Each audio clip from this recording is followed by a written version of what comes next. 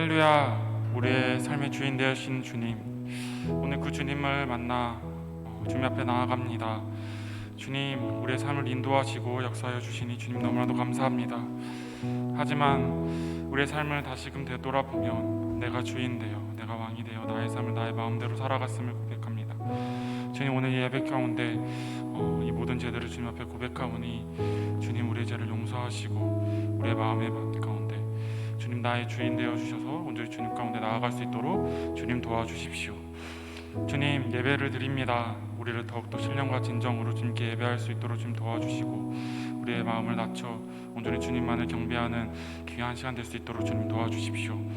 하나님, 말씀을 통해서 우리가 더욱더 변화되어지기를 간절히 소망합니다.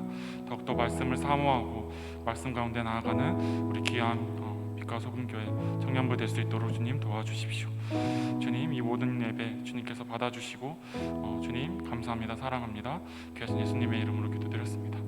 아멘. 예. 올해 12월 첫 날 저희 청년부가 이제 특송으로 월삭을 드렸어요. 월삭을 하는 날에 안개가 되게 많이 꼈었어요. 그래서 가는 길이 되게 무섭고 되게 떨림으로 이렇게 교회에 갔던 게 기억이 나요. 그때 그날 말씀이 어떤 말씀이었냐면 목사님께서 사사기의 말씀을 해주셨어요. 근데 사사기의 가장 핵심되는 말씀이 제가 읽어드릴게요. 그때 이스라엘이 왕이 없으므로 사람이 각기 자기의 소견에 오른 대로 행하였더라. 아멘. 우리가 우리의 주인 되어서 나의 마음대로 살아가면 그런 안갯길에 걸어갈 때 참 두렵고 힘들고 어려운 것 같아요. 하지만 주님께서 우리의 주인 되어 주신다면 우리는 넉넉히 승리할 줄로 믿습니다. 그 승리할 길로 인도하시는 그 주님을 다 같이 찬양하도록 하겠습니다.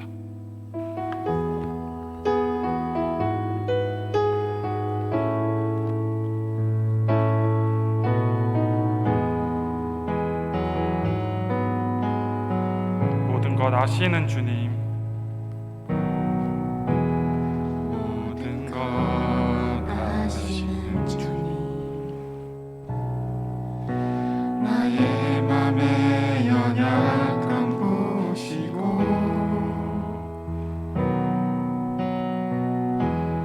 부족한 그 모습대로 주님 마음에 새겨주시네.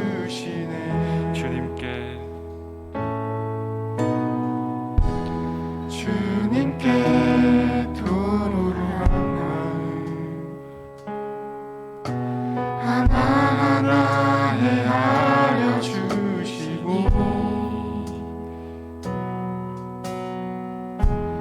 그 마음 그 아픔들을 주님 손으로 품어주시네. 거친 길을 걸어갈 때도 험한 산이 앞을 막아도 빛 대신 주님의 두 손이 나를 붙드네. 주의 마음이 닿은 내 삶에 점인 슬픔을 씻으시는 주님을 찬양, 주 이름을 찬양하네.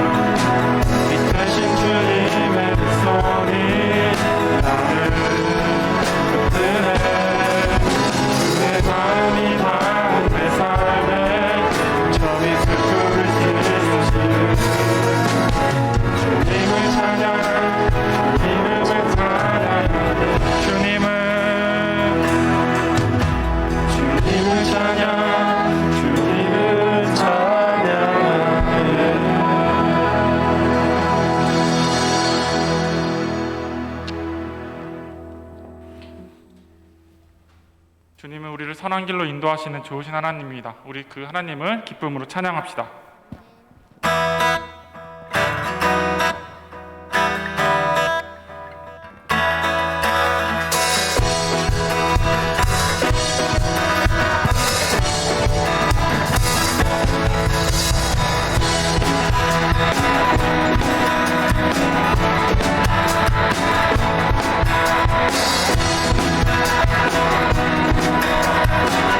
좋으신 하나님, 좋으신 하나님 인자와 자비 영원히 좋으신 하나님 인자와 자비 영원히 한 번 더. 좋으신 하나님 인자와 자비 영원히 좋으신 하나님 인자와 자비 영원히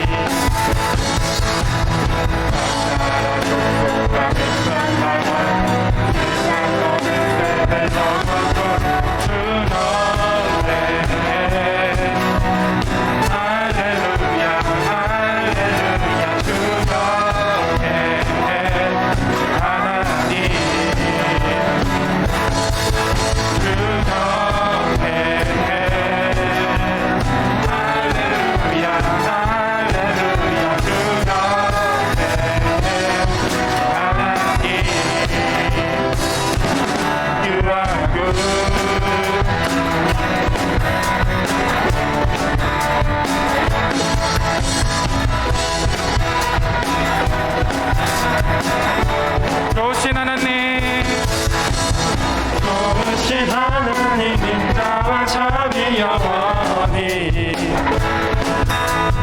좋으신 하나님 인자와 자비 영원히 각 나라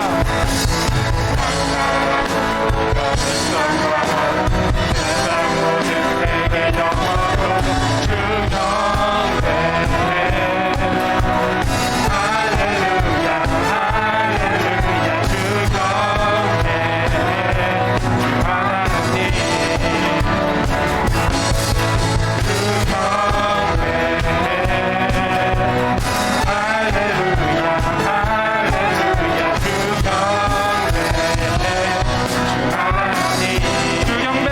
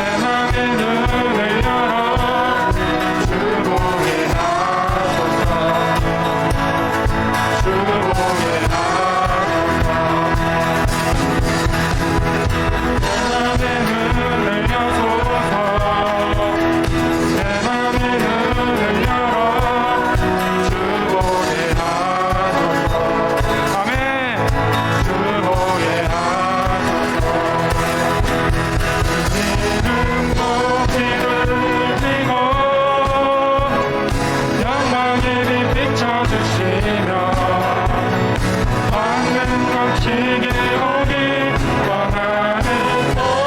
주 이름 높이 들리고 이름 높이 들리고 영광의 빛 비춰주시며 왕는 넘치게 보기 원하네. 거룩 거룩 거룩 거룩 거룩 거룩 거룩 거룩 거룩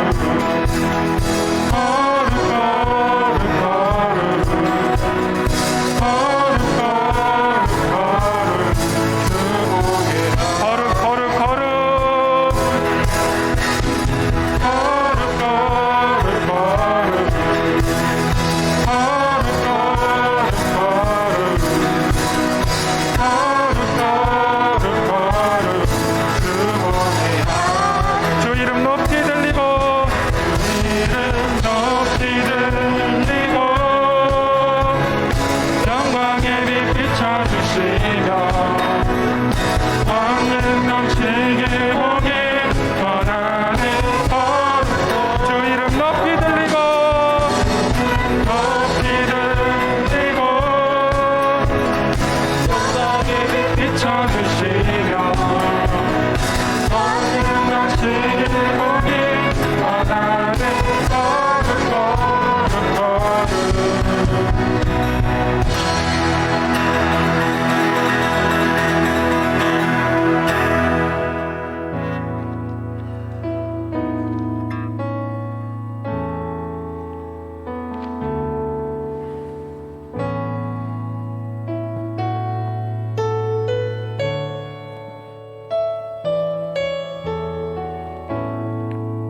네가 날 가리워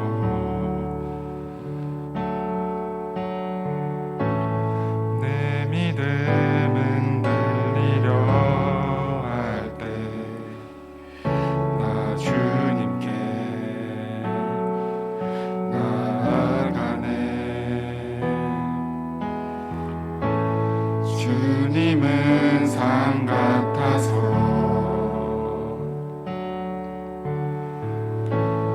여전히 그 자리에 계셔. 눈을 들면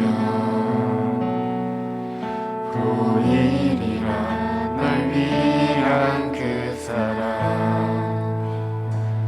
주는 나의 도움이시며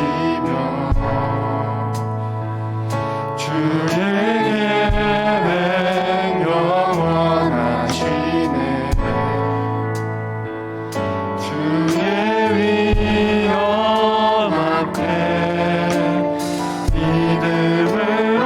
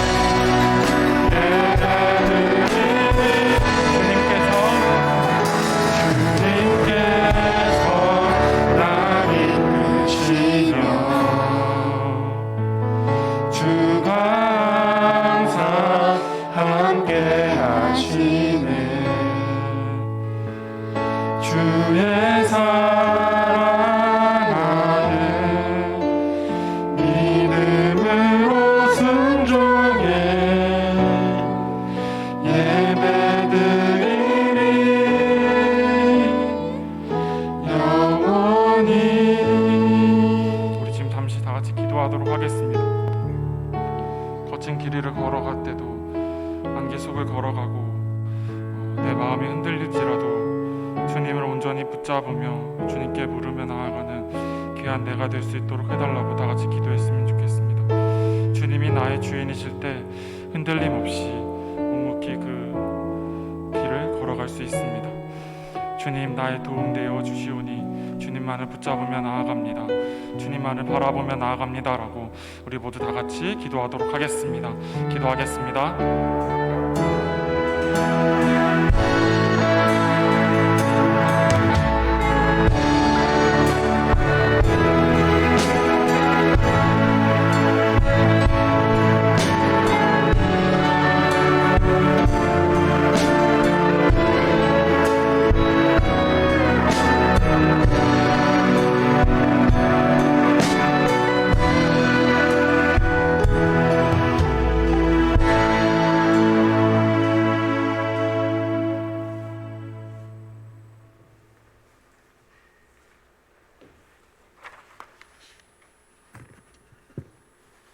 기도드리겠습니다. 사랑의 하나님 아버지, 한 주간 저희를 지켜주시고 함께해 주신 은혜에 감사드리며 11월 첫째 주 주일 하나님 앞에 나와 온라인 오프라인으로 함께 예배할 수 있는 시간을 허락해 주심에 감사드립니다. 주님은 늘 저희를 보호하시며 동행하여 주시지만 연약한 저희는 여전히 세상의 것들에 빠져 많은 죄를 저지르며 살아갑니다. 죄에서 구원해 주실 하나님을 의지하며 하나님의 진정한 자녀다운 삶을 살기를 원합니다.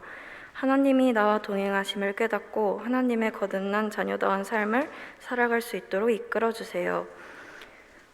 오늘은 11월 첫 주일이자 단계적 일상회복 위드 코로나가 시작된 후 첫 주일입니다. 여전히 돌파 감염과 변이 바이러스 등으로 어려운 세상이지만 그럼에도 주님의 은혜로 일상 회복을 진행할 수 있게 해주심에 감사드립니다. 팬데믹 사태가 언제 끝날까 두려워하고 혼란스러워하던 모두의 일상이 위드 코로나의 시행을 통해 다시 새롭게 시작될 수 있도록 이끌어 주시고 이 어려운 상황을 하나님께 맡겨 슬기롭게 극복할 수 있게 해주세요. 청년의 시기에 우리는 많은 두려움과 걱정을 안고 살아갑니다. 취업과 학업 등 다양한 삶의 문제를 마주하고 어려움을 만나게 됩니다. 삶의 문제를 마주하여 힘겨울지라도 하나님의 자녀로서 하나님의 뜻과 때를 깨닫고 기다리는 청년부가 되게 해주세요. 저희의 길을 예비하시고 인도하여 주시는 이는 오직 하나님임을 다시 한번 새기고 나아가길 원합니다. 청년부를 위해서 항상 힘쓰고 기도하는 임원 리더들이 있습니다. 또 찬양팀과 방송팀 등 곳곳에서 봉사하며 섬기는 청년들이 있습니다. 이들로 인해서 우리 빛과 소금 교회 청년부가 부흥되고 하나님과 이웃을 기쁘게 하는 공동체로 성장되기를 원합니다. 청년부를 하나님의 복음을 전하는 통로로 사용하여 주세요. 저희에게 말씀 전해주시는 목사님께 큰 은혜 부어주시고 말씀을 듣는 저희에게도 깨달음 주시어 한 주간 오늘 말씀 잊지 않고 실천하며 살아갈 수 있게 해주세요. 감사드리며 예수님의 이름으로 기도드렸습니다. 아멘.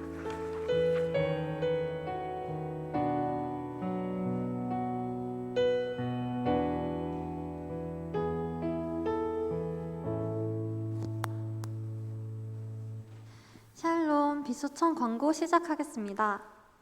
예배 시간 안내입니다. 매주 주일 오후 1시 30분입니다. 2021년 청년부 표어는 러브 인사이드 사랑 안에 거하라. 주제 말씀 다 같이 읽어보겠습니다. 시작. 하나님이 우리를 사랑하시는 사랑을 우리가 알고 믿었노니 하나님은 사랑이시라. 사랑 안에 거하는 자는 하나님 안에 거하고 하나님도 그의 안에 거하시느니라. 요한일서 4장 16절 말씀 아멘. 네, 청년부 유튜브 구독해주시고 인스타 팔로우 해주세요. 헌금하실 때 청년부 땡땡땡 이름을 적어주세요. 청년부 말씀 양육 안내입니다. 매주 화요일 오후 9시에 줌 링크로 참여 가능하니 많은 참여 부탁드립니다. 네, 오늘 목장은 아우팅으로 진행합니다.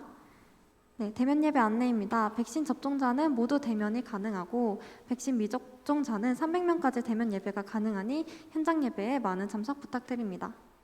모집 안내입니다. 찬양팀은 김민선 목사님께, 방송팀은 권성은 청년에게 문의 주세요. 11월 생일자는 유튜브 예배 채팅방에 생일이라고 남겨주시면 선물을 드립니다. 네, 회칙 개정 임시총회 안내입니다. 오늘 청년부 예배 직후에 2022년 회장 부회장 선거를 위한 회칙 개정 임시총회가 진행될 예정입니다. 꼭 참여하셔서 투표 부탁드립니다. 네, 다음 축복의 시간입니다. 오늘은 11월 첫 주라서 11월자 생일자가 있는데요. 혹시 명단 띄워주실 수 있나요?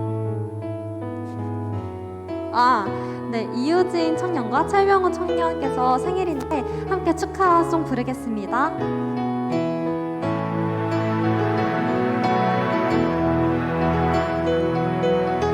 하나님의 사랑이 당신의 삶 가운데 가득하기를 축복합니다.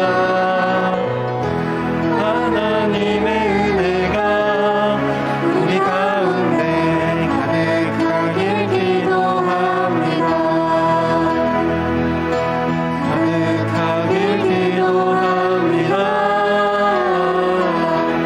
가득하길 기도합니다. 하나님께 봉헌하도록 하겠습니다.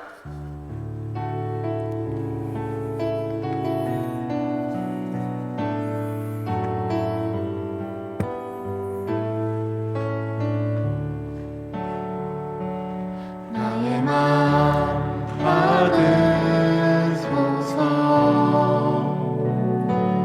오셔서 주님의 처소 삼으소서. 나의 전부이신 주여 내 맘을 받아주소서. 거룩하신 하나님 아버지, 2021년 한 해가 어느덧 저물어 가고 있습니다.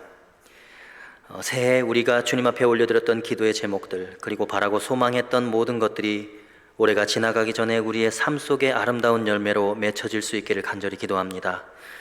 우리가 바라던 그 모든 것들이 지금 당장 눈앞에 현실로 이루어지지 않는다 해도 주님의 때를 기다리며 모든 것을 합력하여 선을 이루실 주님의 섭리를 인내와 사랑으로 기다릴 수 있는 믿음의 청년들 다 되게 하여 주시옵소서.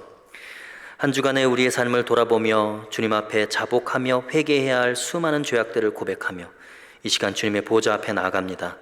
통회하는 심령마다 주의 보혈로 정결케 하시며 우리의 모든 죄를 사하여 주시는 주님의 은혜를 기대하는 마음으로 주님만 의지하게 하시옵소서. 청년부를 위해 수고하는 리더들과 또 예배로 섬기는 모든 청년들의 삶 속에 주님의 평강과 축복이 흘러넘치게 하여 주시옵소서. 작은 예물이지만 거룩하게 구별하여 주님께 올려드립니다. 주님 기쁘게 받아주시고 그 필요를 채워주사 충만하게 부어주옵소서. 우리의 예배를 받아주시는 살아계신 우리 주 예수 그리스도의 이름으로 기도하옵나이다. 아멘.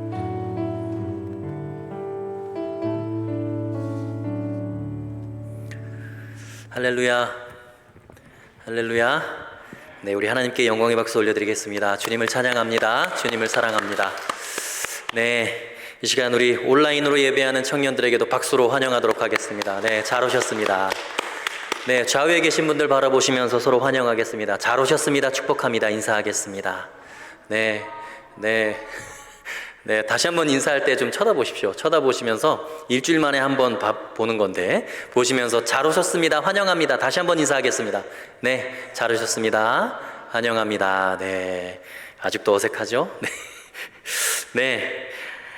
오늘 광고에 나왔듯이 우리가 예배 후에 회칙 개정에 대한 총회를 진행하려고 합니다. 온라인으로 참여하시는 분들 나가지 마시고 온라인으로 끝까지 참여해 주시면 감사하겠습니다. 그리고 현장에서 예배드리는 청년들도 돌아가지 마시고 회칙 개정에 함께 참여해 주시면 감사하겠습니다. 하나님께서 오늘 우리에게 주시는 말씀입니다. 아가서 8장 1절로 4절까지의 말씀입니다. 아가서 8장 1절로 4절까지의 말씀인데요. 짧기 때문에 제가 여러분들을 대신해서 성경을 봉독하도록 하겠습니다. 내가 내 어머니의 젖을 먹은 오라비 같았더라면 내가 밖에서 너를 만날 때에 입을 맞추어도 나를 업신여길 자가 없었을 것이라. 내가 너를 이끌어 내 어머니 집에 드리고 내게서 교훈을 받았으리라. 나는 향기로운 술 곧 석류즙으로 내게 마시게 하겠고 넌 왼팔로는 내 머리를 고이고 오른손으로는 나를 안았으리라. 예루살렘 딸들아, 내가 너희에게 부탁한다. 내 사랑하는 자가 원하기 전에는 흔들지 말며 깨우지 말지니라. 아멘. 네, 오늘 말씀의 제목은 온전한 사랑입니다. 오늘 이 아가서 강의 마지막 시간이기도 합니다. 아가서의 마지막 장인 8장을 우리가 함께 묵상하게 될 텐데요. 지금까지 아가서를 쭉 묵상해 오면서 우리가 초점을 맞추었던 것이 바로 하나님께서 우리를 사랑하시는 그 사랑이 어떤 사랑인가? 예수님께서 우리를 구원하시기 위해서 십자가에서 자신을 내어주면서 죽임을 당하기까지 우리를 얼마나 사랑하셨고 과연 그 사랑이 어떤 사랑인가에 대해서 우리가 쭉 묵상을 해오고 있습니다. 결국 예수님께서 우리를 구원하시고자 하신 하나님께서 독생자 아들을 우리에게 내어주시면서 우리를 구원하고자 하셨던 그 복음, 생명의 복음, 그 복음의 가장 본질적인 요소는 바로 우리 하나님의 무한하신 사랑이라는 것입니다. 그래서 복음의 가장 본질이 되는 하나님의 사랑이 어떤 것이고 예수님이 우리를 어떻게 구원하셨는지 또 그 사랑이 무엇인지 오늘 마지막으로 오늘 아가서 8장을 통해서 한번 살펴보기를 원합니다. 도대체 하나님을 사랑하고 이웃을 사랑한다는 것, 또 하나님께서는 우리를 어떻게 사랑하셨는가, 그것을 우리 성경을 통해서 한번 보도록 하겠습니다. 하나님께서 우리를 사랑하는 방법대로 우리가 사랑을 할 때 그때가 바로 온전한 사랑을 하고 있다라고 이야기를 할 수 있습니다. 사랑을 하면서 방법이 잘못되어서 오히려 사랑하는 그것 때문에 서로의 관계를 깨뜨리고 또 서로 간에 문제가 생기고 갈등이 생길 수 있거든요. 진짜 사랑하는 방법이 뭔가? 온전하게 사랑하는 것이 과연 무엇인가? 오늘 본문인 아가서 8장을 통해서 한번 살펴보겠습니다. 사실 마태복음 5장에서 예수님께서 이렇게 말씀하셨습니다. 하늘 아버지가 온전하신 것처럼 너희도 온전하라 라고 말씀하시면서 그 온전해질 수 있는 방법을 알려주시는데, 그 온전해질 수 있는 유일한 방법이 뭐냐? 바로 원수까지 사랑하는 것이다 라고 우리에게 가르쳐 주셨어요. 다시 말해서 온전한 사랑은 자신을 멸시하고 자기를 업신여기는 사람까지 사랑하고 그 모든 수모와 멸시와 불이익을 감당하는 것이 온전한 사랑이다 라는 것입니다. 온전하게 살아가는 방법이 바로 1절부터 4절에 나와 있는데요. 그 첫 번째는 뭐냐면 업신여김까지 받아들이는 사랑이 바로 온전한 사랑이다 라는 거예요. 사실 이거는 연인들 간의 사랑뿐만 아니라 친구를 사랑하거나 이웃을 사랑하거나 가족을 사랑함에 있어서도, 나의 동료를 사랑함에 있어서도 모두 다 적용되는 보편적인 사랑이라는 것입니다. 오늘 본문의 1절 말씀 함께 읽어보겠습니다. 1절 말씀 읽겠습니다. 시작.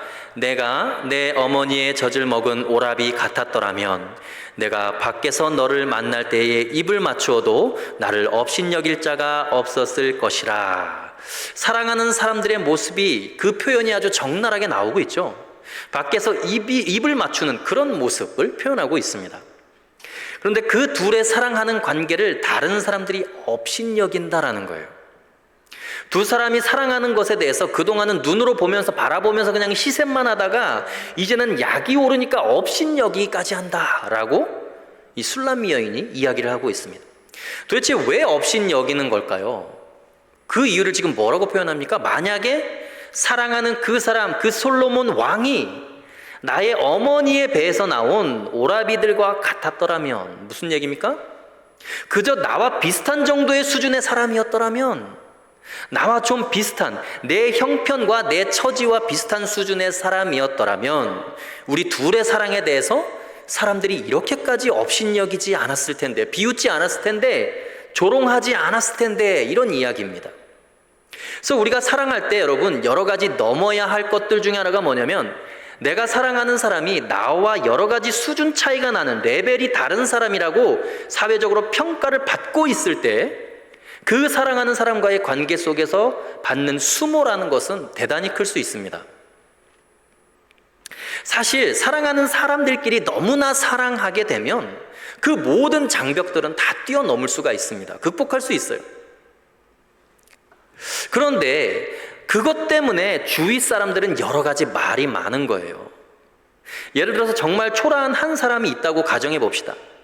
그런데 그 사람이 사랑하는 사람, 서로 사랑하는 사람이 사회적으로 신분이 높은 사람, 그런 사람, 정말 그런 사람과 사랑하고 있는데 그 상대편 부모에게 결혼 승낙을 받으러 가는 그 날에 떨리는 마음, 그리고 혹시나 반대할 경우에 그 초라한 사람이 받아들여야 될 그 수모라는 것은 이루 말할 수가 없다는 거죠. 그 상대편 부모님이 자신을 마음에 들어하지 않을 때에 받아들여야 될 수모, 그런 것들, 업신여김, 그런 것들은 감당할 수가 없다라는 것이죠. 사실은 누군가를 사랑할 때 이 업신여김을 극복하고 무시당하는 것을 극복하고 포기하지 않고 끝까지 그 사람을 사랑할 때 그 사랑이 진실한 사랑이다 라고 보통 평가를 받지 않습니까? 따라서 온전한 사랑의 방법 중에 하나가 뭐냐면 정말 사랑하기 때문에 어떠한 수모를 겪어내고 참아내고 기다리고 끝까지 포기하지 않는 것, 그것이 진정한 사랑의 모습이라는 것이죠. 여러분, 오늘 말씀을 한번 잘 생각해 보십시오. 오늘 본문에 보면 정말 나의 오라비들 같았더라면, 그냥 그 정도 수준이었더라면 내가 이렇게 고생하지 않을 텐데, 내가 이렇게 업신여김 받지 않을 텐데. 이 술람미 여인이요, 지금 솔로몬 왕의 사랑을 받으니까 별의별 소문과 말이 다 도는 거예요. 아니 도대체 저 초라한 여인, 저 새카만 여인이 어떻게 왕의 마음을 꼬셨을까? 왕이 잠깐 좋아하다가 끝내버릴 그럴 사이일 텐데 설마 왕이 진짜로 자기를 좋아하고 있는 줄 착각을 하고 있는 거 아니야? 뭐 수많은 말들과 소문이 나도는 거예요. 온갖 흉을 보고 시세 많은 그런 말들이 돌아다니는 거죠. 왕궁에서는 또 나름대로 난리가 났어요. 왕이 채통도 없이 말이야 무슨 짓이냐고. 공주들과 훌륭한 장관들의 딸, 수준 높은 교육을 받은 명문가의 딸들도 많은데 하필이면 저렇게 천한 여인을, 어떻게 저런 여인을 사랑할 수 있는가? 술람미 여인은 술람미 여인대로 업신여김을 받고요, 왕은 왕대로 사람들에게 업신여김을 받고 수군거림의 대상이 됩니다. 여러분, 우리가 누군가를 진정으로 사랑한다는 것은 사랑하기 때문에 받아야 할 수모, 업신여김, 그것들을 다 받아들이는 것, 감수하는 것, 인내하는 것, 그게 사랑입니다. 주님께서 우리를 사랑하신다고 했을 때 그 사랑의 특징이 바로 그런 거예요. 하나님의 아들로서 너무나 존귀하고 위대한 분이 우리를 사랑하기 때문에 그분이 감당해야 될 수모, 업신여김, 엄청났다는 거예요. 사람들의 조롱이 너무나 심했습니다. 늘 사람들은 예수님을 그렇게 비난했어요. 봐라, 죄인의 친구다. 그러면 그렇지, 나사렛에서 선한 것이 어떻게 나겠느냐, 저 목수 출신이 뭐가 저렇게 대단하다고. 맨날 어울린다는 것이 세리나 매국노들과 더러운 창기들과 냄새나는 어부들과 어울리는 걸 보니까 자기가 무슨 하나님의 아들이라. 그런 업신여김을 늘 감당하면서 사셔야 했습니다. 만약에 예수님께서 대제사장들과 왕족들과 존경받는 바리새인들, 서기관들과 함께 어울려 다녔다면 그런 말 들을 필요 없습니다. 그 지혜와 그 능력으로 모든 사람에게 존귀 여김을 받고 모든 사람의 부러움의 대상이 되었을 거예요. 주님은 우리를 사랑하시기 때문에 어떤 업신여김을 받으시더라도 우리를 끝까지 사랑하시고 우리를 향한 그 사랑을 포기하지 않으셨어요. 그게 바로 온전한 사랑이다라는 것이죠. 예를 들면 예수님은 늘 주위에 있는 사람들이 엿보면서 흉볼 조건만을 찾고 있었습니다. 바리새인과 서기관들이 안식일에 손 마른 사람을 고치나 안 고치나 끝까지 보고 있었어요. 고창병 걸린 사람, 38년 된 병자를 그 안식일에 고치나 안 고치나, 만약에 고치면 그것을 트집 잡아서 죽음으로 몰아가기 위해서 작전과 계략을 짜고 있는 그 상황 속에서 예수님은 기어이 안식일에 고치고야 맙니다. 안식일에 고치나 안 고치나 보자 하면서 고치기만 하면 트집 잡아 죽일 걸 알면서도. 여러분, 예수님이 왜 그러셨을까요? 주님은 지금 그 사람을 고치면, 안식일에 고치면 수모를 당하고 업신여김을 당하고 지금 고치면 죽임을 당할 만큼 미움을 받을 걸 다 알고 계셨어요. 근데 주님은 진짜 하루만 지나서 다음 날 고치면 아무 문제 없잖아요. 근데 왜 굳이 그 안식일에 사람들이 지켜보는 그 가운데서 손 마른 자, 38년 된 병자 왜 고쳤을까요? 주님은 그 사람들을 향해서 사랑을 확인시켜주고 싶었던 거예요. 너를 사랑하기 때문에 내가 어떤 수모를 겪어도 내가 어떤 욕을 먹어도 괜찮다. 기어이 고치나 안 고치나 자기를 보고 있는데도 수모를 당할 각오를 안고 안식일에 기어이 고쳐주시고야 맙니다. 여러분, 주님은 늘 그러셨어요. 사람이 구름대같이 모여 있어서 삭개오라고 하는 세리장이 예수님 지나가는 것을 한번 보려고 까치발을 들고 보는데도 보이지가 않는 거예요. 키가 작으니까. 그래서 예수님이 미리 지나갈 길목을 알고 나무 위에 올라가서 예수님을 두리번 찾았습니다. 예수님이 지나가시다가 그 나무 밑에서 발걸음을 멈추시고 위를 쳐다보시면서 삭개오야, 삭개오야, 내려오너라. 내가 오늘 너의 집에 머물러야겠다. 그 말을 들은 주위 사람들이 여러분 얼마나 충격을 받았겠어요. 저런 괴수 같은 저런 매국노 세리장에게 어떻게 그의 이름을 입에 담으시면서 그의 집에 들어가느냐. 예수님 대단한 줄 알았더니 반민족주의자구나, 반역자구나. 어떻게 저런 인간들과 어울릴 수 있냐. 예수님에 대한 미움, 분노가 사람들 사이에서 일어나기 시작했어요. 여러분, 예수님이 그만큼 그 수모를 감당하시면서까지 그 삭개오의 집에 들어가시는 이유가 뭘까요? 삭개오에게 바로 그 사랑을 느끼게 해주고 싶으신 거예요. 너를 위해서라면 내가 어떠한 업신여김도 다 감당할 수 있다. 다 괜찮다. 여러분, 그것이 주님이 사랑하는 방법이었습니다. 막달라 마리아를 생각해 보세요. 그 더럽고 추한 여자가, 죄인으로 소문난 그 여자가 예수님께 다가와서 바리새인의 집까지 들어와서 예수님이 식사하시는 중에 옥합을 깨뜨리고 눈물을 떨구고 그 예수님의 발을 자기의 머리털로 닦는 거예요. 바리새인의 집에서 일어난 일입니다. 지금 다 보고 있어요. 바리새인이 지금 뭐 하는 짓이냐. 여러분, 바리새인들은 지금 놀랐죠. 주변 사람들도 다 당황했습니다. 어떻게 저렇게 더러운 창기가 예수님께 와서 저런 짓을 하고 있는데도 가만히 내버려 두시냐는 거예요. 근데 예수님 뭐라 그러십니까? 너 지금 뭐 하는 짓이냐? 예수님 이렇게 말씀하지 않았어요. 그대로 그 여인의 사랑을 다 받아주셨습니다. 지금 예수님을 죽이려고 흠을 잡고 티를 잡으려는데 그들이 보고 있는데 마치 부정한 여인과 음란한 행위를 하는 것으로 오해를 받을 줄 알면서도 그녀가 하는 행동을 그냥 놔두어라. 너는 내가 들어왔을 때 나에게 손 씻을 물도 주지 않았는데 그녀는 눈물로 내 발을 적시고 있지 않느냐. 너는 나에게 수건 한 장 주지 않았는데 그녀는 자신의 머리털로 나의 발을 닦고 있지 않느냐. 그녀가 받은 은혜가 많기 때문에 저러는 것이다. 오히려 그녀의 마음을 알아주고 그녀를 받아주시고 옹호해 주셨습니다. 그래서 주님은 더욱 미움을 받고 더욱 많은 사람들에게 업신여김을 당하셨어요. 주님이 사랑하는 방법은 늘 그랬습니다. 여러분, 주님은 수준이 다른 우리를 사랑하시고 우리를 용납하시기 위해서 주님께서 얼마나 많은 고난을 겪으셨는가, 우리가 그걸 결코 잊어버려서는 안 됩니다. 끝까지 용납해 주시고 버리지 않으시고 쫓아내지 않으시고 눈물로 주님의 발을 닦는 그녀를 그렇게 사랑으로 품어주셨어요. 존귀하게 여겨주셨습니다. 사람들의 입에 회자되던 말던 내가 그를 사랑한다고 그렇게 당당하게 욕먹을 것을 주님은 각오하셨던 거예요. 심지어 십자가에 매달려 계실 때 내가 하나님의 아들이어든 뛰어내리라. 다른 사람은 구원하면서 너는 내 자신을 구원 못하는구나. 사람들이 조롱하고 비난하고 난리가 났죠.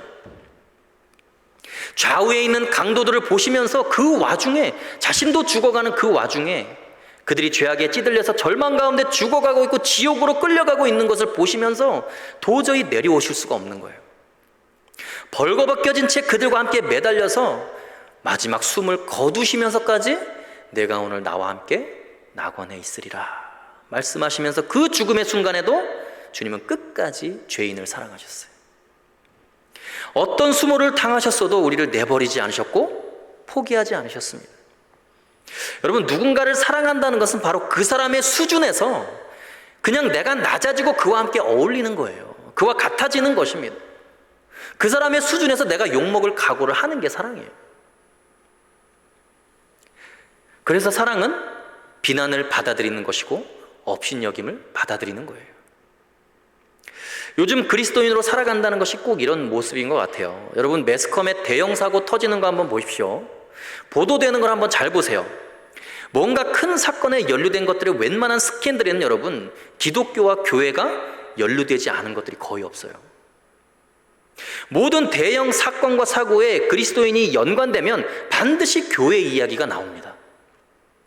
여러분, 사실 제가 생각할 때 그건 부당합니다. 왜냐하면 이 사회의 대형 사건과 사고에 그리스도인이 연루될 때가 있는 것은 사실이에요. 사실입니다. 근데 과연 기독교인들만 있겠어요? 우리 사회의 종교가 여러분 기독교만 있냐는 거예요. 예를 들어서 이런 뉴스 여러분 한번 들어본 적 있어요? 유명인이 대형 사고를 쳤는데 그 사람이 어떤 사찰에 다니고 어떤 절에 다니고 그 사람이 시주를 얼마를 하고 그 사람의 법명은 뭐고, 이런 뉴스 여러분 한번 들어본 적 있어요? 없죠? 이상하지 않아요, 여러분? 그러면 기독교인들만 죄를 짓고 있는 건가? 제가 지금 기독교인들을 무조건 옹호하는 게 아닙니다. 지금 이 시대는요, 예수 믿는 것이 부끄러운 시대라는 거예요. 업신여기고 있다는 거죠. 그런데도 예수님은 기독교를 욕먹이는 우리 그리스도인들을 포기하지 않으신다는 거예요. 욕을 먹어도 절대로 포기하지 않으신다는 것이죠. 예수님 당시에나 지금이나 똑같다는 거예요. 여전히 내 아들이고 내 딸이라서 그렇게 용납해 주시는 주님, 받아들여 주시는 주님, 업신여김을 받으시는 그 주님이시라는 거죠. 여러분, 가만히 생각을 해보면 이 시대야말로 우리가 업신여김을 받음으로써 주님을 향한 사랑을 고백할 수 있는 절호의 기회인 거예요. 가장 소중한 기회이기도 합니다. 그렇게 기독교를 욕하고 교회를 비난하고 예수의 이름을 부끄럽게 하는, 그렇게 그 사람들이 교회를 욕하고 그리스도인들을 욕하는 가운데서도 우리는 여러분 그러면 어떠한 태도를 취해야 됩니까? 여러분, 정말 죄송합니다. 제가 기독교인입니다. 제가 어느 교회에 다닙니다. 저는 예수님을 그래서 사랑합니다. 여러분, 더욱더 당당하게 자기가 그리스도인이라는 걸 고백하고 업신여김을 당해야 되는 거 아닙니까? 주님이 십자가에서 그 업신여김을 당하면서 우리를 사랑하셨던 것처럼. 여러분, 예수님 때문에 수모를 받아본 적 있습니까? 아니, 예수님 때문에 욕먹고 차별을 받아본 적 있어요? 주님을 향한 여러분의 사랑은 그렇게 증명해 보이는 거예요. 그것이 우리가 주님을 사랑하는 유일한 방법인 거예요. 내가 기독교인임을 숨기고 그리스도인이 아닌 것처럼 살아가면서 세상에도 인정받고 교회 와서 열심히 예배드리면서 주님께도 인정받고, 두 주인을 절대로 섬길 수가 없습니다. 당당하게 내가 그리스도인이라고 떳떳하게 세상과 구별된 삶을 산다고, 그리스도인의 군사로서 하나님의 백성으로서 거룩하게 산다고, 세상과 섞이지 않겠다고 믿음으로 다짐하고, 그것 때문에 불이익을 주는 세상 앞에서 당당하게 업신여김을 받아들일 각오를 해야 주님을 사랑하는 그리스도인이라고 이야기할 수 있습니다. 누가복음 9장 26절에 주님이 그렇게 말씀하셨습니다. 누가복음 9장 26절 함께 읽어볼까요? 읽어보겠습니다. 시작. 누구든지 나와 내 말을 부끄러워하면 인자도 자기와 아버지와 거룩한 천사들의 영광으로 올 때에 그 사람을 부끄러워하리라. 예수님을 부끄러워하고 예수님의 복음을 부끄러워하면 예수님을 사랑하는 사람이 아니라는 거예요. 나에게 사랑받는 사람은 절대로 그럴 수가 없다는 겁니다. 나와 함께 부끄러움을 당할지라도 나를 부인하지 않아야 된다는 거예요. 내가 너를 위해서 이 수모를 당했는데 너는 나를 위해서 수모당하는 것이 부끄럽니? 솔로몬 왕이 술람미 여인 때문에 부끄러움을 당하고 수모를 당했는데 술람미 여인이 솔로몬 왕을 부끄러워하면 되겠냐는 거예요. 사실 이 말씀을 보면서 반대로 예수님이 이렇게 말하는 것이 정말 신기할 때도 있어요. 목사로 섬기면서 나쁜 짓 하는 사람들도 많습니다. 그리스도인이라고 하면서 세상에 할 짓 안 할 짓 다 하고 다닌 사람들, 주님께서 바라보시면서 제발 너 어디 가서 예수 믿는다고 말하지 말아라. 오히려 이렇게 말하지 않는 것이 이상한 거죠. 그렇지 않겠어요, 여러분? 너 어디 가서 목사라고 얘기하지 말아라. 제발 나 욕 좀 먹이지 말아라. 예수님은 그런 마음 안 드시겠냐는 거예요. 근데 신기하게도 예수님은 그런 보잘것없는 우리들을 향해서 그렇게 이야기하십니다. 나와 복음을 부끄러워하지 말라고. 너가 아무리 부끄러운 짓을 하고 다녀도, 너가 쳐내도 나는 너를 사랑한다고. 내가 너와 함께 욕먹을 준비가 늘 되어 있다.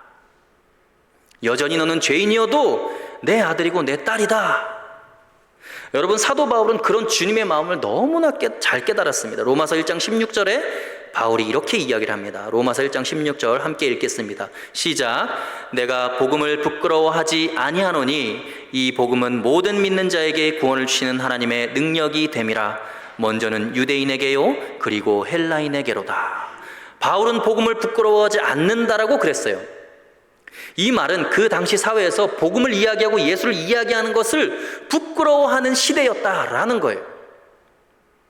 죄인의 괴수로 십자가에서 처형을 당한 그 죄인을 자신의 주인으로 고백하는 것, 유대인에게도 저주받을 일이고 헬라인들에게도 저주받을 일이라는 거예요. 바울은 그것을 부끄러워하지 않는다는 거예요. 왜냐? 그것은 주님을 사랑하는 유일한 방법이기 때문에 그렇다는 거예요. 여러분, 주님과 함께 수치를 당하고 업신여김을 당할 각오를 하십시오. 저는 교회가 그래야 된다고 생각을 합니다. 특히 청년들이 그래야 한다고 생각을 해요. 그 사람 때문에 교회가 아무리 욕을 먹어도 그 사람이 우리 교인이라고, 내가 아는 청년이라고, 그 사람이 조금 부족하고 연약해도 하나님이 그 사람을 절대로 포기하지 않으시고 끝까지 사랑한다고, 그렇게 그분에게 이야기하고 그 사람을 세워주고 격려해야 그것이 하나님의 공동체이고 사랑의 사람이 될 수 있는 것이죠. 사랑은 그를 위해서 업신여김을 받는 것입니다. 교회는 그렇게 업신여김을 받는 사람들과 함께하고 그들을 품고 사랑할 때 비로소 주님을 진정하게 사랑할 수 있는 교회로 거듭날 수 있다는 거예요. 주님께서 오늘 여러분들에게 말씀하십니다. 너 절대로 낙심하지 말아라. 너 때문에 내가 어떤 수모를 당해도 너는 나의 아들이고 딸이다. 여전히 내가 널 사랑한다. 이것이 오늘 본문을 통해서 주님이 여러분들에게 들려주시고자 하시는 음성입니다. 주님이 여러분들을 사랑하시는 방법이기도 합니다. 주님의 이 사랑 끝까지 기억하시고 주님과 함께 수치를 당할 각오를 여러분 하십시오. 그리고 세상 앞에서 당당하게 예수 그리스도를 전하시는 귀한 청년들 다 되시기를 간절히 소원합니다. 두 번째, 온전한 사랑이라는 것은 뭐냐? 바로 교훈을 받아들이는 사랑이라는 것입니다. 교훈을 받아들인다는 거예요. 우리 2절 말씀을 함께 읽어볼까요? 2절 말씀 읽겠습니다. 시작. 내가 너를 이끌어 내 어머니 집에 드리고 내게서 교훈을 받았으리라. 나는 향기로운 술 곧 석류즙으로 내게 마시게 하겠고. 여러분, 사랑하면 상대방에 대해서 존경심이 드는 게 당연하겠죠. 그리고 그 사람을 이해하고 싶어하는 마음이 드는 게 당연합니다. 그래서 그가 하는 말을 소중한 교훈처럼 받아들이기를 원해서 나의 어머니와 같은 마음으로 받아들이겠다라고 이야기를 하는 거예요. 그의 교훈을 다 듣겠다는 거죠. 그 교훈하는 그의 마음을 기쁘게 하기 위해서 석류즙으로 그를 대접하겠다, 그런 이야기를 합니다. 여러분, 술람미 여인은 솔로몬에게 교훈을 받으려고 애를 쓰고 있어요. 지금 사랑은 상대방을 존중하고 그의 사상과 말과 심정을 이해하려고 노력하는 거예요. 근데 이런 교훈을 받으리라는 마음은 한 사람에게만 일어나는 것은 아닙니다. 사랑은 늘 서로가 서로를 존경하는 거예요. 서로가 서로를 받아들이는 것입니다. 다른 사람에게 배우고 교훈받기 위해서 서로가 함께 애를 쓰는 거예요. 노력을 하는 것입니다. 존경하는 마음이 없는 것은 사랑이 식었다는 것이죠. 서로가 서로에게 늘 교훈을 받고자 하는 마음, 이해하려고 애를 쓰는 마음이 바로 사랑의 마음이라는 거예요. 사실 솔로몬에게 교훈을 받을 때 아무것도 배우지 못했던 이 술람미 여인은 그 솔로몬의 가르침과 그 지혜에 얼마나 감탄을 했을까요? 아니, 그런 훌륭한 교훈이 있었군요. 술람미 여인이 얼마나 솔로몬 왕을 존경하고 사랑했겠습니까? 솔로몬 왕은요, 술람미 여인의 그 순수함과 깨끗함을 보면서 그녀를 더 사랑하게 되는 거예요. 그래, 맞다. 나도 저 여인처럼 저렇게 해맑았으면, 저렇게 핍박을 받고 천대를 받고 모든 멸시를 받고 고생을 하는데도 어떻게 저렇게 긍정적이고 해맑은 여인이 있을까? 내가 왕이지만 그녀에게 배울 것이 더 많다. 그녀를 따라가려면 내가 멀었구나. 나는 너무 세속적인 사람이었구나. 오히려 왕이 그녀에게 배우려고 합니다. 어떻게 해서든 상대방에게서 배우려고 하는 마음이 있는 사람, 교훈을 받으려고 하는 사람이 온전한 사랑을 할 수 있는 사람이다라는 거예요. 여러분, 사랑한다고 하면서 무례하게 굴면 안 됩니다. 사랑하는 사람과 오랜 시간 교제하고 함께하고 서로에 대해서 친밀하게 되면 자기는 그 사람보다 무식한 것 같고 나의 존재 가치를 드러내기 위해서 상대편의 장점을 깔아뭉개고 비난함으로써 내가 그보다 더 뛰어나다는 것을 입증하려는 사탄의 속임수가 있을 수 있어요. 인간은 연약한 존재이기 때문에 그럴 수 있다는 거예요. 연인관계, 친구관계, 동역자의 관계에서 다 마찬가지. 교훈을 일체 받지 않고 마음을 닫아버림으로써 내가 얼마나 더 뛰어난 사람인가를 보여주고 싶어하는 착각에 빠진다는 거예요. 그건 사랑이 아닙니다, 여러분. 사랑이 이미 다 빠져나간 상태인 거예요. 그의 모습 속에 여전히 진리가 느껴지는 것, 그리고 본받고 싶고 따라가고 싶고 이해심과 존경심으로 서로를 세워가는 것, 이것이 바로 사랑하는 방법이라는 거예요. 예수님은 그런 면에서 아주 놀라운 사랑을 우리에게 보여주십니다. 그 모습이 어디에 기록되어 있냐면 요한복음에 사마리아 우물가에서의 수가성 여인과의 대화하는 장면이 바로 그 장면이에요.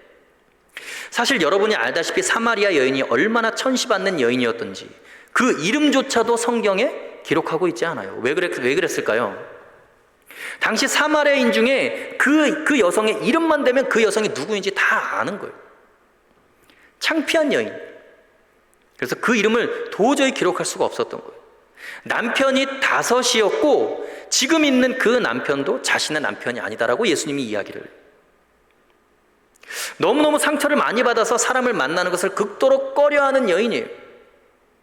다시 말해서 이 여인의 정신 상태는 굉장히 심각한 상태였다는 거예요. 그래서 예수님을 대하는 태도가 굉장히 공격적입니다. 하필 예수님은 지나가는데 그녀에게 왜 말을 걸어가지고 그녀에게 그렇게 수모를 당하냐는 거예요. 물 한 잔 달라고 했다가 아주 된통 당하십니다. 유대인 남자인 네가 왜 나한테 말을 거냐? 네가 뭔데? 우리 사마리아인을 무시하는 유대인이면서 감히 나한테 물을 달라고? 너 잘 만났다. 지금 계속 예수님께 말을 걸면서 예수님을 공격하는 거예요. 너가 이 야곱의 우물을 알기나 아냐? 쪽박도 없는 주제에 막 예수님을 공격합니다. 근데 놀라운 것은 예수님은요, 그 더럽고 추한 여인이 자신을 무시하면서 던지는 한마디 한마디에 그래, 네 말이 맞다. 그래, 맞아. 그런데 이것은 어떻게 생각하니? 너를 가장 힘들게 하는 문제, 너의 남편을 데려와라. 남편이 없나이다. 이렇게 대답을 하니까 그래, 너가 남편이 없다고 하는 말이 맞지? 남편이 5이나 있었음에도 그동안 얼마나 상처를 많이 받아. 그리고 지금 있는 그 남편조차도 너의 남편이 아닌 것을 내가 너무나 잘 알고 있다. 그들이 다 너를 버리고 갔지? 너 얼마나 마음이 아프니? 예수님은 그녀의 어떤 공격에도 그녀의 마음을 찌르지 않았어요. 책망하지 않았습니다. 다 받아주셨어요. 진리를 그녀의 옆에다가 살짝 얹어 놓으시면서 그녀가 부담 없이 배울 수 있도록, 교훈을 받고 깨달을 수 있도록 배려해 주셨어요. 아무리 천한 여자였지만 소중히 여겨주셨어요. 그녀는 여러분 평생 그런 대우를 받아본 적이 없어요. 상담학적으로 심리학적으로 너무나 위대하고 완벽한 대화였습니다. 가장 큰 상처투성이었던 그 여인이 가장 깊은 진리 가운데로 들어가고 있어요. 가장 존귀한 존엄성을 회복하고 사람들에게 뛰어가서 내가 메시아를 만났다고, 이제 하나도 과거가 부끄럽지 않고 하나도 슬프지 않다고 주님의 능력이 덧입혀진 여인으로 바뀌었다고 자기 자신을 그렇게 고백하고 있어요. 여러분, 주님의 사랑은 그렇게 우리에게 다가왔습니다. 우리를 존중히 여겨주시는 그런 사랑이었어요. 여러분, 사랑한다는 것은 상대편의 말에 귀를 기울이고 교훈을 받으려고 애를 쓰는 거예요. 늘 가르치려고 하고 누르려고 하고 압제하려고 하는 것이 아닙니다. 주님이 우리를 그렇게 사랑하셨습니다. 우리가 주님께 어떤 소리를 내도, 어떤 위선을 부리고, 어떤 변명을 해도 그래 너 얼마나 마음이 아프겠니? 너 얼마나 힘들겠니? 그래서 여러분, 정말 사랑한다는 것은 상대편의 말을 귀를 기울이고 상대편을 이해해 주는 거예요. 상대를 존중히 여겨주는 것입니다. 그래야 그 사랑이 온전한 사랑일 수 있다는 거예요. 만약에요, 사랑한다고 하면서 내 방식대로 그를 오해하고 나 혼자 내 방식대로 그를 위해서 헌신하면요, 나중에는요 무슨 생각이 드는 줄 아세요? 내가 너 때문에 얼마나 많은 희생을 했고 헌신을 했고 기다려줬는데 네가 나를 이런 식으로 대우해? 여러분, 이렇게 된다는 거예요. 나중에 한 가지 예를 들어 보겠습니다. 한 빵집에 한 청년이 매일같이 와서 빵 하나씩을 사갑니다. 그런데 가장 싼 빵을 사가는 거예요. 비싼 빵이 아니라 아무 토핑도 뿌려지지 않는 그냥 밀가루 반죽으로만 만들어진 그 밀가루 빵을 매일매일 사가는 거예요. 근데 그 청년이 너무 바싹 말라있고 얼굴이 창백해 보이고 약해 보이니까 그 빵집 주인 아주머니가 너무 불쌍해가지고 저 청년이 영양실조 걸린 것이 분명하다, 그래서 그 청년의 자존심이 상하지 않게 돕고 은혜를 베풀기 위해서 좋은 방법이 없을까 고민을 한 거예요. 그리고는 그가 항상 찾는 가장 싼 빵 속에다가 최고급 버터를 잔뜩 넣어놓은 거예요. 겉모양은 똑같지만 속에는 정말 비싼 고급 버터로 가득 차 있는 빵을 만들어 놓은 거예요. 그리고 어김없이 그가 왔을 때 가장 싸구려 빵을 찾으니까 그것을 내어준 거예요. 이 청년은 아무것도 모르고 그냥 그 빵을 사갔습니다. 이 아주머니는 너무너무 행복했어요. 내가 그 청년을 도와주었구나, 내가 선을 베풀었구나, 그 청년이 빨리 좀 건강했으면 좋겠다. 근데 1시간도 지나지 않아서 그 청년이 얼굴이 새파랗게 질려가지고 헐레벌떡 그 가게로 뛰어온 거예요. 아줌마, 도대체 빵에다가 무슨 짓을 해놓은 거예요? 그냥 빵 달라고 했더니. 그러니까 이 아줌마가 너무 당황해서 도대체 무슨 일이야 물어본 겁니다. 그랬더니 이 청년이 나는 이제 모든 것을 다 잃었어요. 나는 희망이 없습니다. 나 이제 끝났어요. 이렇게 이야기를 하는 거예요. 아니, 왜 그러냐고. 아주머니 그냥 밀가루 식빵 달라고 했더니 왜 이상한 걸 주셔가지고, 제가 몇 년 동안 설계 공모전에 나가려고 얼마나 많은 노력을 기울이고 정교하게 만들어온 설계 도면인데 목탄으로 그린 그 설계도를 평소처럼 수정하기 위해서 식빵으로 지우려고 문질렀더니 도면이 버터로 범벅이 됐어요. 저는 이제 망했습니다. 엉엉 우는 거예요. 여러분 생각해 보세요. 상대편 말에 귀를 기울이지 않고 그의 형편을 알지 못하고 오해하는 상황 속에서 사랑하는 것, 상대편의 교훈을 드리려고 하는 마음이 없고 이해하려고 하는 마음 없이 그저 불쌍해서 그냥 도와주는 것, 여러분 그것은 사랑이 아니라는 거예요. 상처를 줄 수도 있다는 거예요. 물론 선한 의도에서 했겠지만. 어쩌면 여러분 잘 생각해 보세요. 주님을 위한 일도 마찬가지예요. 교회를 위해서, 나라를 위해서, 하나님을 위해서 나는 정의를 외친다고 하면서 나는 위대한 일을 행한다고 하는데 그것이요, 하나님의 말씀에 귀를 기울이지 않으면, 하나님의 뜻대로 하지 않으면, 그분의 마음을 이해하지 못하면 청년 사울과 같은 일을 하는 거예요. 스데반을 돌로 쳐 죽이고 예수 믿는 사람을 잡아 가두면서도 나는 하나님의 일을 한다고 생각을 하는 거예요. 가장 정의로운 일을 하고 있다고 생각을 한다는 거예요.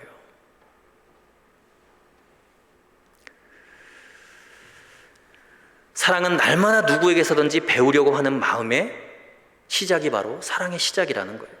상대편을 이해하려는 마음입니다. 내 어머니의 집으로 가서 교훈을 받으리라 들을 수 있어야 돼요.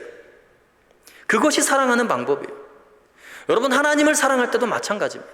하나님의 말씀을 듣지 않고, 하나님의 말씀에 귀를 기울이지 않고, 하나님의 뜻을 헤아리지 않고, 하나님의 마음을 전혀 모르는 상태에서 하나님을 사랑한다는 건 불가능합니다.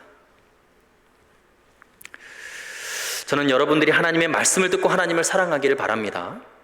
그렇게 하나님을 이해하고, 교회를 이해하고, 나라를 이해하면서 그렇게 사랑의 사람들이 다 되어 가시기를 주의 이름으로 소원합니다. 아가서가 이야기하는 온전한 사랑, 그 세 번째는 안아주고 포옹하는 사랑입니다. 포옹하는 사랑. 3절 말씀 한번 읽어볼까요? 3절 말씀 읽겠습니다. 시작. 너는 왼팔로는 내 머리를 고이고 오른손으로는 나를 안았으리라. 여러분, 포옹한다는 것은 그냥 몸으로 포옹한다는 것도 포옹이지만 넓은 아량으로 상대편을 품어주는 거예요. 상대를 받아들이는 것이죠. 이 정확한 성경적인 의미의 포옹은 바로 상대를 받아들인다라는 거예요. 이것을 구체적으로 어떻게 설명하고 있는가? 3절을 다시 한번 보시죠. 3절을 보시면 너는 왼팔로는 내 머리를 고이고 오른손으로는 나를 안았으리라 라고 이야기를 하죠. 왼팔로는 뭘 한다고요? 머리를 고인다는 거예요. 오른팔로는 그를 안는다라고 이야기합니다. 여러분, 이게 무슨 말인가요? 지금 끌어안고 있는 모습인데 사랑의 아주 적나라한 표현이죠. 근데 여러분, 성경은 왜 굳이 이러한 사랑의 표현을 기록하고 있을까요? 하나님께서는 인간의 수준으로 이해할 수 있는 가장 육감적인 사랑을 통해서 가장 영적인 하나님의 사랑을 우리들에게 들려주고 싶으신 거예요. 무슨 이야기냐면 사랑은 모든 것을 품어주는 거예요. 상대의 전체를 넓은 마음으로 품어주는 거예요. 너의 머리를 왼팔로 고인다는 것은 너의 이성과 지성과 꿈과 비전과 너의 모든 생각과 정신세계를 내가 그대로 받아들인다는 의미예요. 오른팔로 너의 몸을 안는다는 것은 너의 마음과 감정과 정서, 너의 인격과 그 모든 것을 내가 그대로 다 받아들이고 품어준다. 그게 바로 사랑이라는 것입니다. 여러분, 사랑이라는 것이 뭐냐? 일부가 아니라 전체를 받아들이고 품어주는 게 사랑이에요. 사랑이 변질되고 잘못된 방법의 사랑을 할 때 나타나는 현상이 뭐냐면 따지기 시작하는 거예요. 너의 이런 면은 너무너무나 좋고 너의 이런 면은 너무너무나 좋아. 너 똑똑하고 말도 잘하고 아는 것도 많고 좋은데 너는 감정이 메말랐어. 난 그거 받아들일 수 없다. 너는 그게 문제야. 변질되고 잘못된 사랑의 전형적인 모습이 바로 일부분만 받아들이고 따진다는 거예요. 진짜 사랑할 때는요, 여러분, 상대편의 단점을 전부 다 장점처럼 품어주는 거예요. 남들이 그 사람 보고 멍청하다고 하는데 내가 볼 때는 순수함으로 보이는 거예요.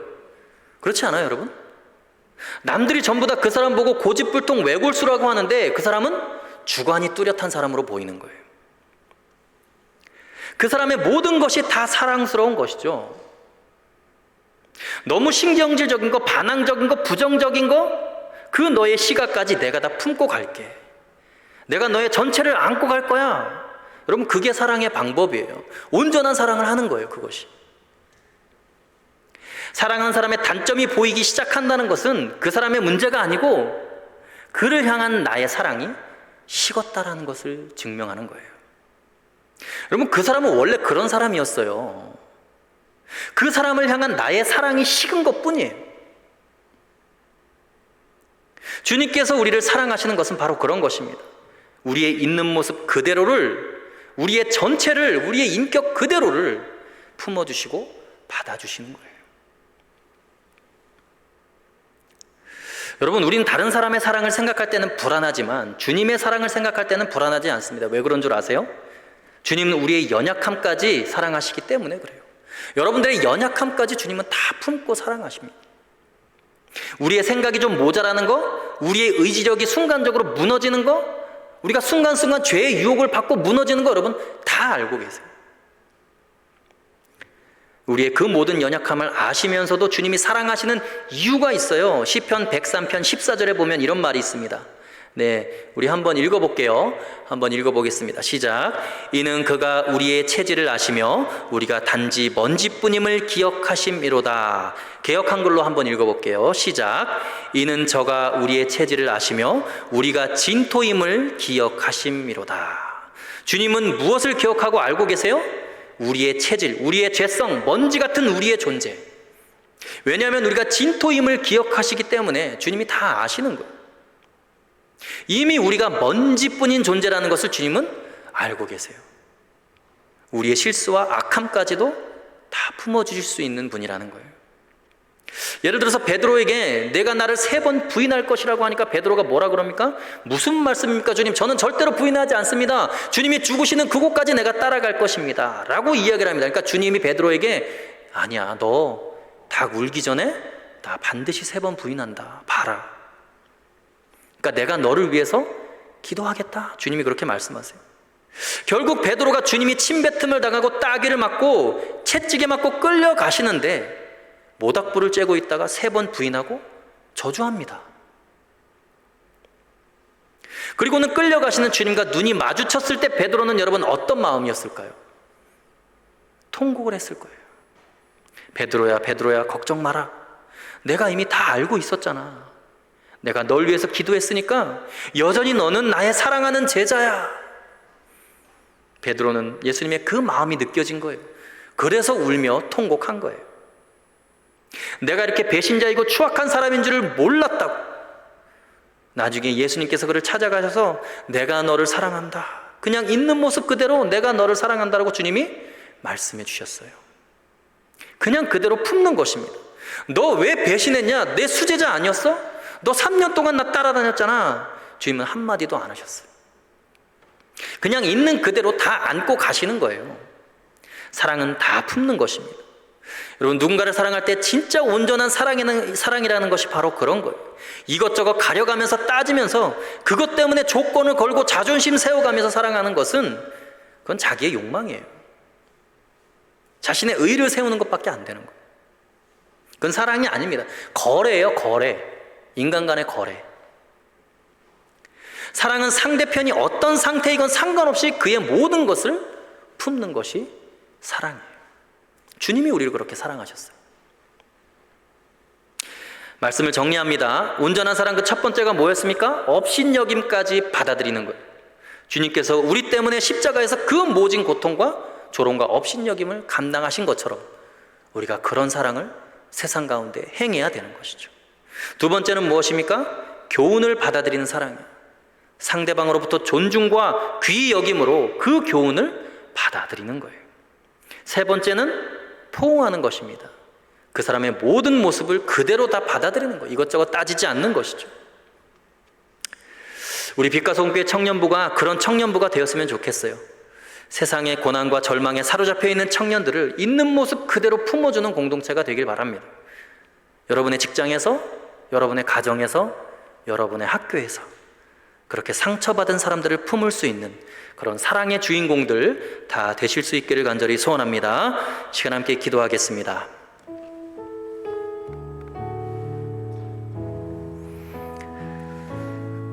이 시간 함께 기도하실 때에 그렇게 기도했으면 좋겠어요. 하나님 아버지, 주님께서 우리를 어떻게 사랑하셨는지, 주님께서 어떻게 자기 자신을 십자가에 내어주시면서 우리를 사랑하셨는지, 하나님, 우리는 연약한 죄인이기 때문에 그것을 다 알 수는 없습니다. 그러나 한 가지 확실한 것은 우리가 죄인 되었을 때에 주님께서 우리를 향한 사랑을 확증하셨다라고 말씀하신 것처럼 우리가 의로운 사람이고 우리가 완벽한 인간이어서 우리를 사랑하신 것이 아니라 죄인이기 때문에 우리를 사랑하셨던 그 주님의 사랑이 우리 가운데 있게 되어지기를 소망합니다. 하나님, 우리가 하나님을 사랑하고 이웃을 사랑할 때에 하나님이 내가 원하는 것을 들어주시기 때문에 사랑하는 것이 아니고 내가 바라고 소망하는 것들이 이루어지지 않더라도 하나님, 내 인생 가운데 모든 것을 합력하여 선을 이루실 것이라는 그 믿음을 가지고 하나님을 향한 우리의 사랑이 변하지 않도록 하나님, 우리의 믿음을 붙들어 주옵소서. 또한 세상을 향한 사랑도 마찬가지로 다른 사람이 나에게 잘해주는 사람에게만 사랑을 베풀고 그 사람에게만 선대한다면 이방인들과 너희가 다를 것이 무엇이냐라고 말씀하신 그 주님의 말씀 기억하면서 있는 그대로의 모습을 받아들이고 사랑해 주는 것, 주님이 우리에게 그렇게 하셨던 그 사랑이 우리의 삶 속에 있게 되어지기를 소망합니다. 하나님, 나를 그 축복의 통로로 사용하여 주시고 사랑의 통로로 사용하여 주시고 예수 그리스도의 편지로 사용하여 주옵소서. 그리하여서 그 주님의 사랑 가지고 세상을 변화시키며 그 사랑을 품고 세상에 복음을 증거하는 믿음의 청년들 다 되게 하여 주옵소서라고 이 시간 자기 자신을 주님 손에 올려드리며 함께 합심하여 간절한 마음으로 함께 기도하며 나갑시다. 살아계신 아버지 하나님, 역사하여 주옵소서.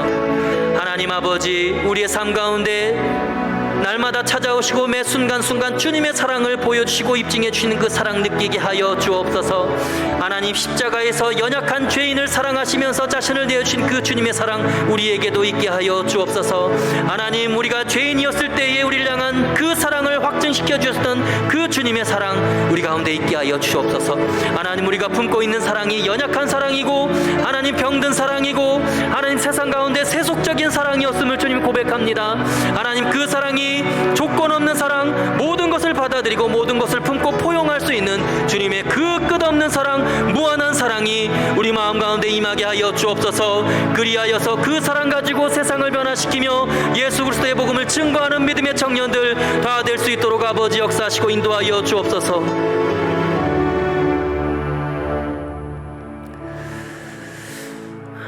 다시 한번 기도하실 때에 한 번 더 기도합시다. 기도할 때에 우리 청년부를 위해서 함께 기도했으면 좋겠습니다. 하나님, 그 무엇보다도 우리 청년들이 하나님의 말씀에 귀를 기울이는 청년들 되게 하여 주옵소서. 주의 말씀을 그 무엇보다 소중한 가치로 여기는 청년들 되게 하여 주옵소서. 그리하여서 하나님을 사랑한다는 것을 하나님의 말씀을 삶으로 살아내는 것으로 입증해 보이는 믿음의 청년들 다 되게 해달라고, 이 시간 우리 청년들과 우리 공동체가 그런 공동체 될 수 있도록 하나님 인도하여 달라고 우리 청년부를 주님 손에 올려드리며 함께 합심하여 기도하며 나갑시다. 살아계신 아버지 하나님, 감사합니다. 하나님이 빛과 소금 교회 가운데 하나님 청년 공동체를 허락하시고 하나님 청년 시절에 정말 하나님을 뜨겁게 사랑하며 하나님 주의 말씀에 귀를 기울이는 청년들 다 될 수 있도록 아버지 역사하여 주옵소서. 하나님이 귀한 시절에 더욱더 주님께 헌신하며 우리의 삶을 주님께 내어드리는 믿음의 청년들 되어서 하나님 우리 청년들을 통하여서 이 나라와 이 민족이 변화되고 이 시대가 주님의 복음으로 새로워질 수 있는 믿음의 청년들로 사용하여 주옵소서. 그리하여서 이 빛과 소금교회 청년부가 하나님이 쓰시고자 하는 위대한 도구로서 사용되어질 수 있도록 아버지 인도하시고 축복하여 주옵소서. 하나님, 이 공동체가 사랑의 공동체 되기를 원합니다. 주님을 향한 뜨거운 사랑으로 가득 찬 공동체가 되어서 그 사랑 붙들고 세상을 품고 세상도 사랑하며 세상의 모든 영혼들을 살리며 그들을 복음으로 세워가는 믿음의 공동체 되게 하여 주옵소서. 하나님 아버지, 감사합니다. 하나님, 정말 어떻게 사랑하는 것이 온전한 사랑인지 하나님 이 시간 아가서 말씀을 통해서 우리가 살펴볼 수 있도록 인도하여 주심에 감사드립니다. 하나님, 사랑하는 것은 어떠한 수모와 업신여김이라도 그것을 감내하며 그 사람을 끝까지 있는 모습 그대로 품어주며 그 영혼을 살리는 것이 사랑임을 주님 알게 하셨습니다. 하나님, 그 사랑의 마음이 우리 가운데 있게 하여 주옵소서. 하나님, 우리의 직장에서, 우리 학교에서, 가정에서, 우리의 모든 삶의 현장에서 예수 그리스도의 그 무한한 사랑이 우리의 삶을 통하여 드러나며 세상 사람들이 그 사랑에 감동을 받고 주님 앞으로 돌아올 수 있는 놀라운 역사들이 우리를 통하여 있게 하여 주옵소서. 하나님, 우리 청년들을 그 축복의 통로에 세워주시며 도구로서 사용하여 주옵소서. 그래서 믿음으로 하나님을 사랑하고 이웃을 내 몸처럼 사랑할 수 있는 그러한 신앙의 청년들, 믿음의 공동체 될 수 있도록 하나님 인도하여 주옵소서. 예수 그리스도의 이름으로 기도하오며 이제는 우리 구주 예수 그리스도의 은혜와 하나님 아버지의 크신 사랑하심과 성령님의 감화 감동 교통 충만 위로하심이 십자가에서 모든 수고와 업신여김을 감당하시며 우리를 구원하신 주님의 그 사랑 기억하며 우리도 우리의 이웃들에게 주님의 사랑을 흘려보내는 믿음의 청년 되기를 소원합니다. 예수 그리스도의 사랑으로 세상을 품고 변화시키는 하나님의 군사 되기를 소원합니다. 믿음으로 결단하며 삶의 현장으로 나아가는 사랑하는 빛과 소금교회의 모든 청년들 머리 위에 이제로부터 영원까지 함께 하시기를 간절히 축원하옵나이다. 아멘.